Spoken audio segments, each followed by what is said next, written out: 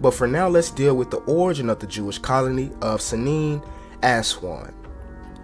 Now, when looking at this Aramaic papyri found in Aswan, the occurrence of persons named Hoshea is especially frequented. Throughout various inscribed papyrus, Israelites bear the name of Hoshea. For example, we find names such as Hosea, son of Petinun, Hosea, son of Peliah, and also Hosea, son of Riah, which were found throughout these papyrus in Aswan. So with this frequency of the name Hosea, it may be a clue to the origin of the Jewish colony in Upper Egypt. In the Bible, the name Hosea is almost exclusively applied to Ephraimites. The oldest bearer of the name is Hosea, son of Nun, of the tribe of Ephraim. Now, this solitary exception does not hinder us from concluding that the name Hoshea was especially common in the northern kingdom, and particularly in the tribe of Ephraim, as then this name appears in the colony of Sinim and Elephantine as one of the commonest personal names. It seems reasonable to suggest that this colony, at least part, consisted of descendants of people belonging to the 10 tribes. It goes on to say that the suggestion derived from these two names, such as Hosea and Menahem, which is also found in the papyri as well, may serve to throw a clear light on the Jewish colonists at Sinim. They were in part at least descendants of the 10 tribes who with their Persian army under Cambyses had come from their second home in Assyria and Media to Egypt, where they received grants of land. So as we can see, Israelites indeed made their way into Africa, especially into Aswan and Sinim.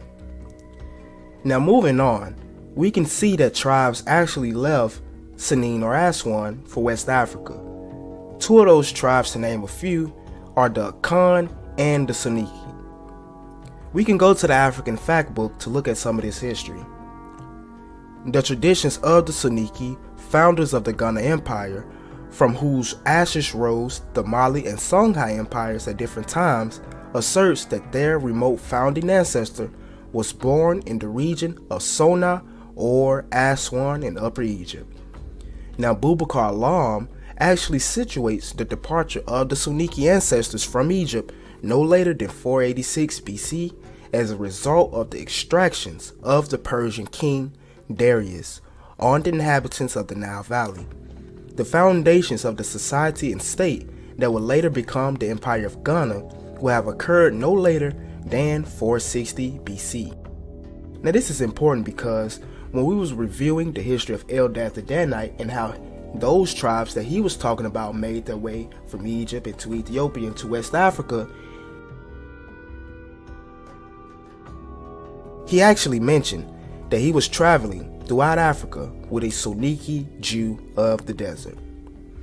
But continuing on, the Khans are said to be blood relatives of the Soninke of the old Ghana Empire, who are now spread over modern-day Senegal, Gambia, Mali, Mauritania, Guinea, Sierra Leone, Burkina Faso, and Guinea-Bissau. According to Boubacar Alam, the earliest kingdoms of the Western Sudan from about 460 BC were Neo-Pharaonic kingdoms and will remain so until the beginning of the Islamization on the region with Almoravid conquest around 1076 AD.